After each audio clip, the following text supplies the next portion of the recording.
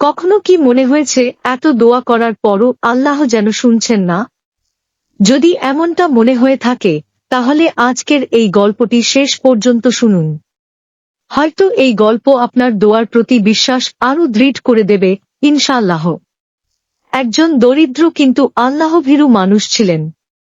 প্রতিদিন 5 ওয়াক্ত নামাজ পড়তেন এবং গভীর রাতে তাহাজ্জুদে উঠে আল্লাহর কাছে একটি দোয়া করতেন, হে আল্লাহ, আমার জীবনের কষ্টগুলো সহজ করে দিন এবং আমাকে হালাল রিজিক দান করুন। দিন যায়, মাস যায়, কিন্তু বাহ্যিকভাবে তার জীবনে কোনো পরিবর্তন দেখা যায় না। তবুও তিনি দোয়া করা বন্ধ করেননি।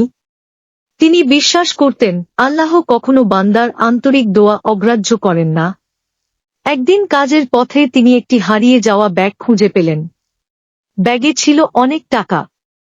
তিনি চাইলে টাকাগুলো নিজের কাছে রেখে দিতে পারতেন, কিন্তু আল্লাহর ভয়ে তিনি মালিককে খুঁজে বের করলেন এবং ব্যাগটি ফিরিয়ে দিলেন। ব্যাগের মালিক তার সততা দেখে মুগ্ধ হলেন।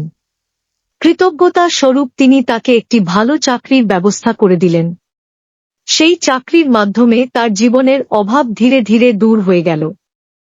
তখন তিনি চোখের পানি ফেলে বললেন, হে আল্লাহ, আমি ভেবেছিলাম আমার দোয়া কবুল হচ্ছে না, অথচ আপনি আমার জন্য আরও উত্তম সময় নির্ধারণ করে রেখেছিলেন।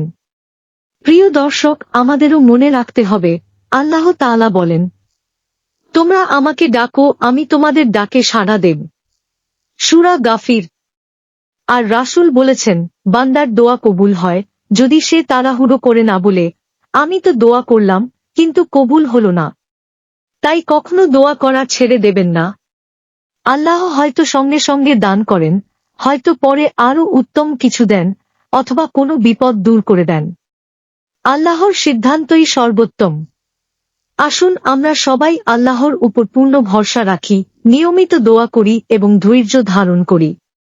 হে আল্লাহ, আমাদের সব নেক দোয়া কবুল করুন, আমাদের জন্য কল্যাণকর ফয়সালা করুন এবং ঈমানের উপর অটল রাখুন। আমিন। ভিডিওটি ভালো লাগলে লাইক, শেয়ার এবং চ্যানেলটি সাবস্ক্রাইব করতে ভুলবেন না। আল্লাহ হাফেজ।